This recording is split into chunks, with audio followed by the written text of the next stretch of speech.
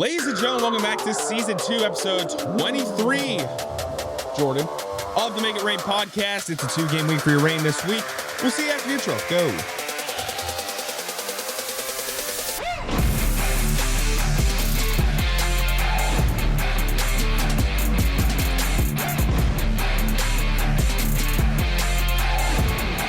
Ladies and gentlemen, welcome back to Season 2, Episode 23 of the Make It Rain podcast. It's a solo episode for yours truly.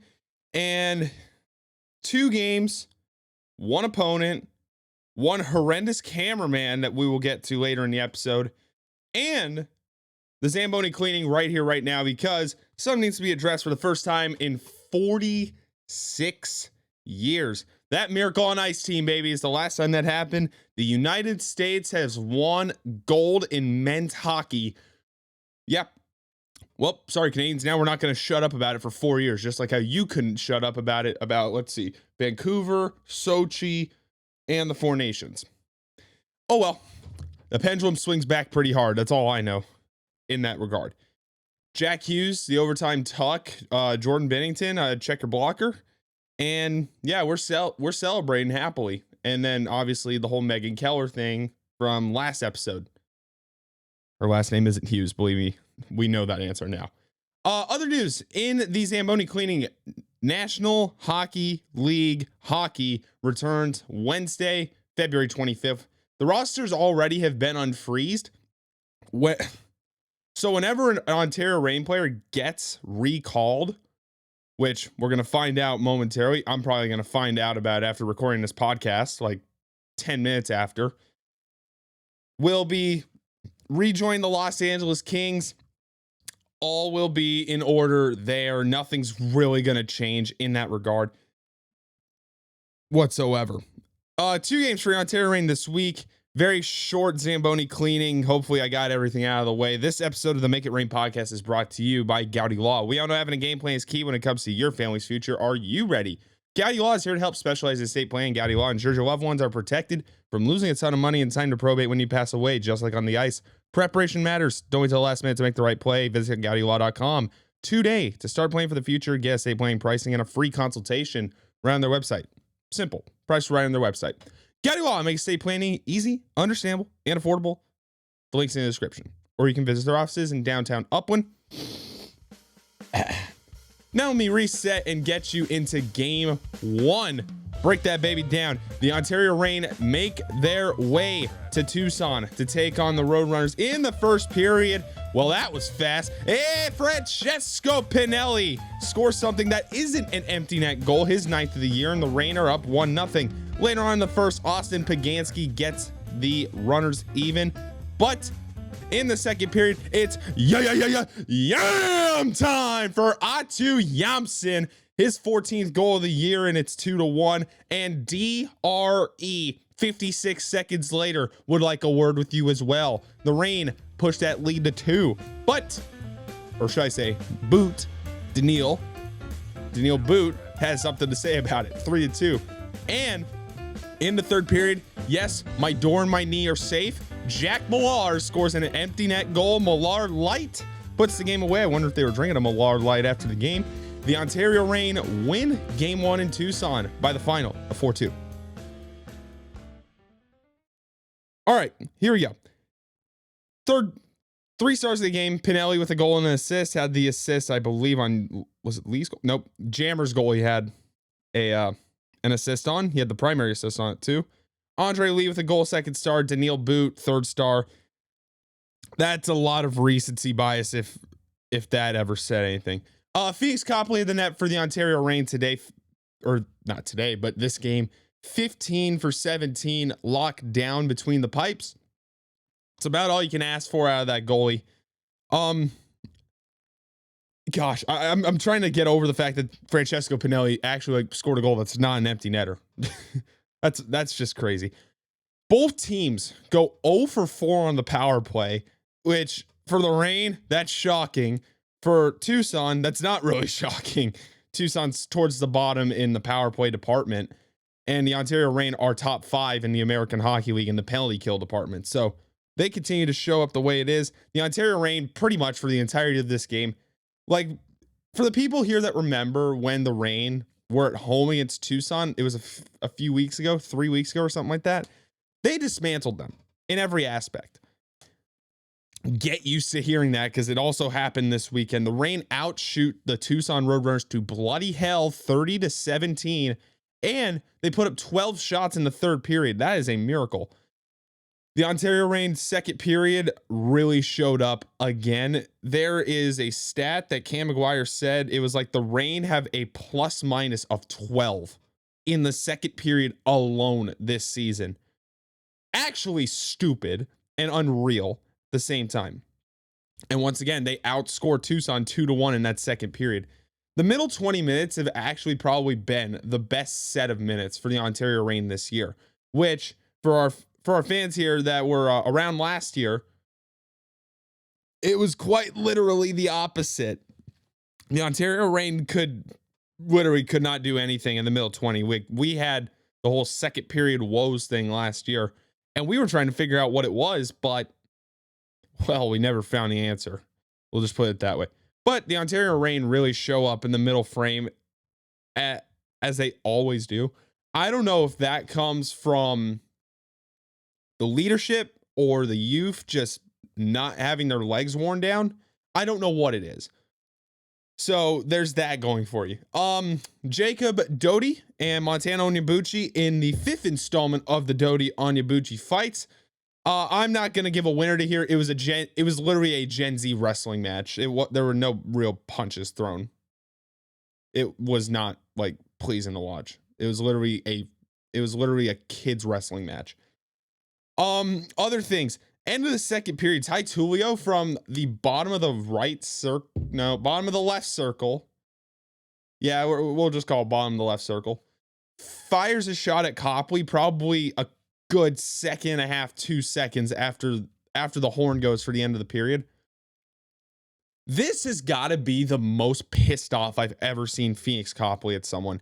Not only does he respond to it, if you fast forward the video a little bit, Julie, if you have this up, please, you fast forward it a little bit.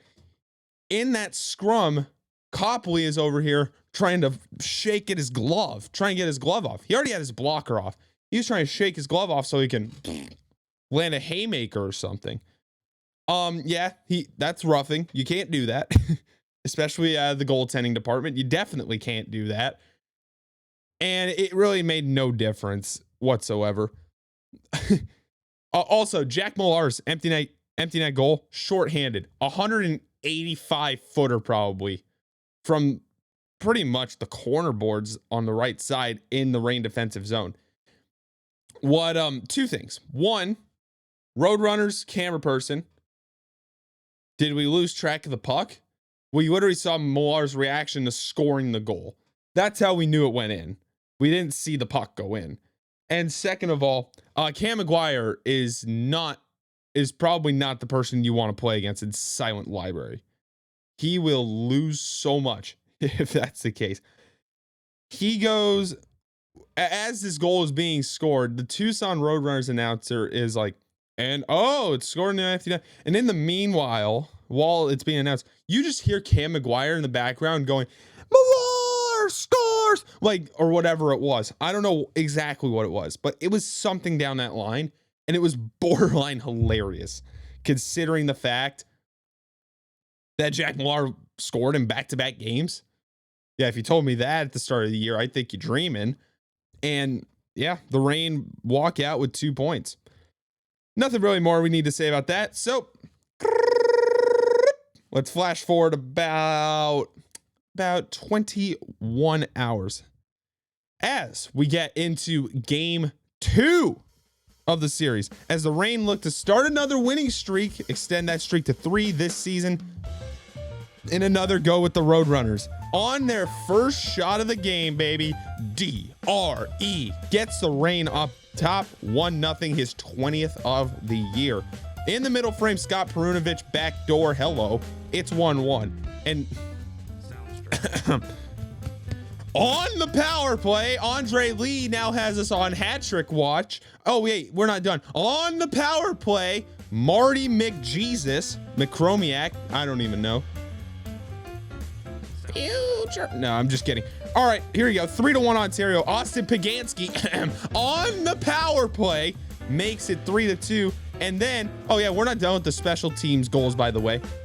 With 19 seconds left in the second period, Jared Wright, baby. A shorty. Yeah.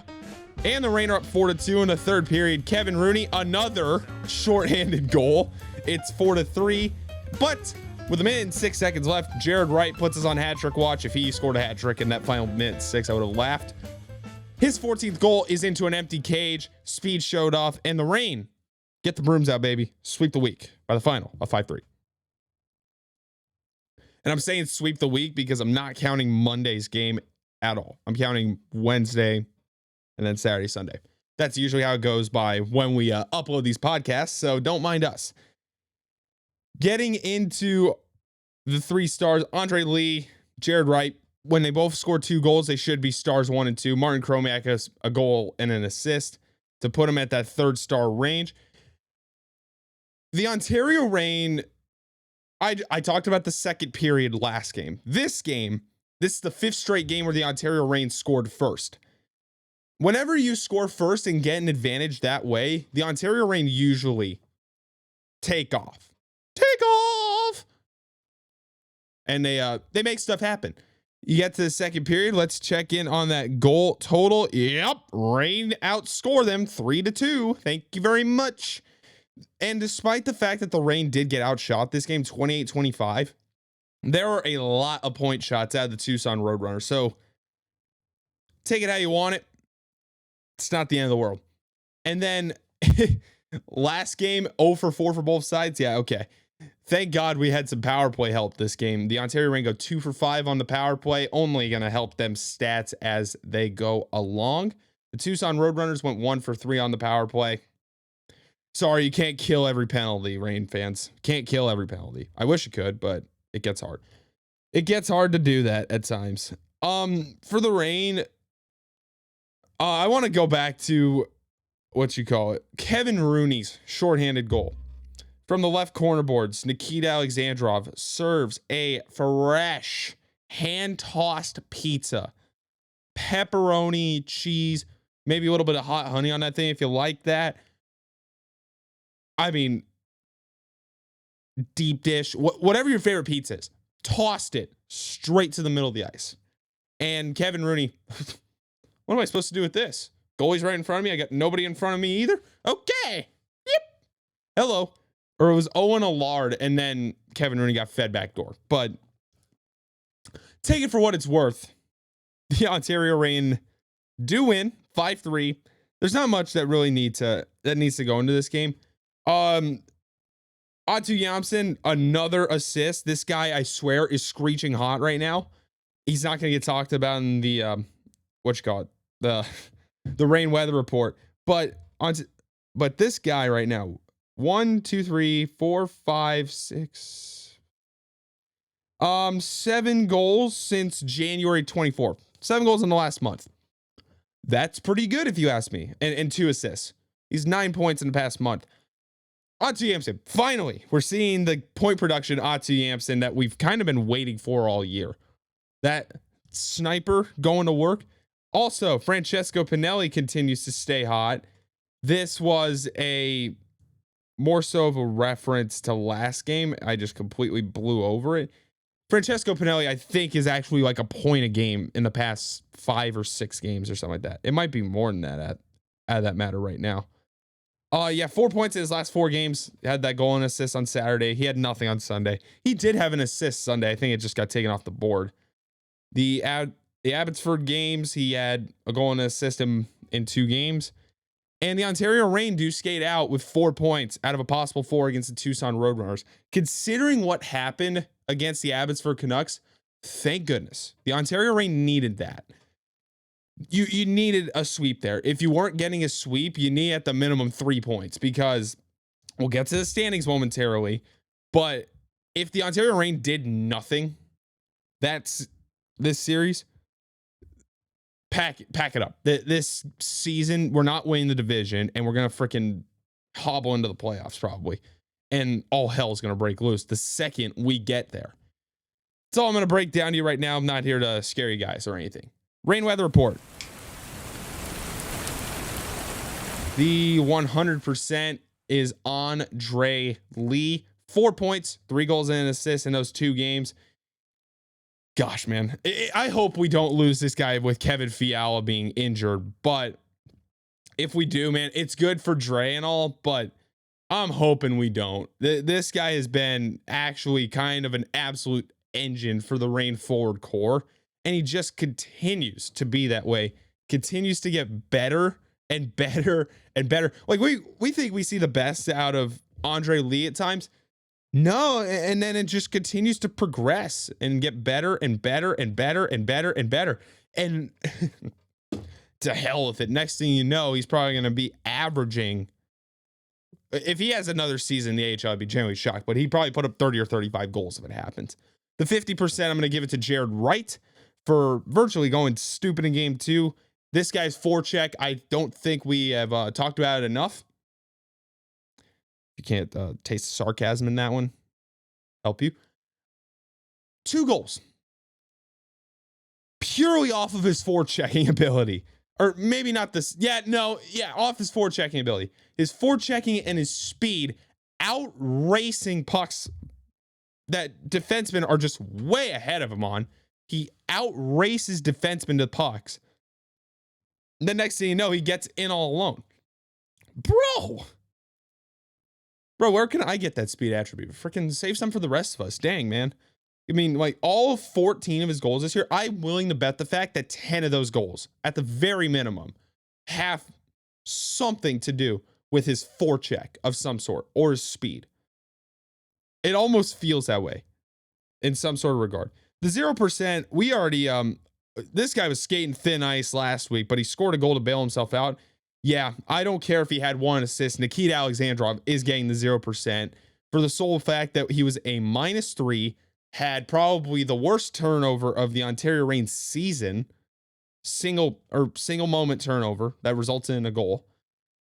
Which, honestly, this guy is not known for his defensive prowess or his breakout. He's known for his shot. So we'll take that for what it is.